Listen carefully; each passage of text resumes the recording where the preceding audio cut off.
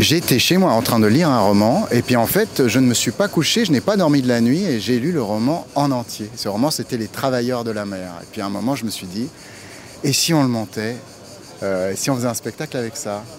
Et plus que ça, et si on faisait l'histoire d'un seul personnage qui jouerait tout le roman? Et bien du coup c'est ce qu'on a fait.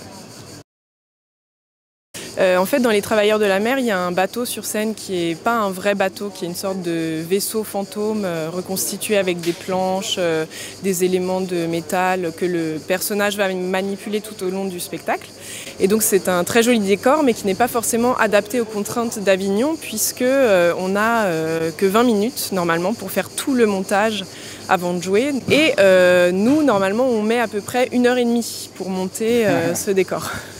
Donc on a beaucoup travaillé pour réussir à le faire en 20 minutes, sauf qu'en fait on n'y arrivait pas en 20 minutes. On voulait à la base prémonter le bateau en coulisses, puis le tirer sur une moquette pour l'amener sur scène. Et en fait quand on a fait le test, on a tiré la moquette et tout s'est arraché.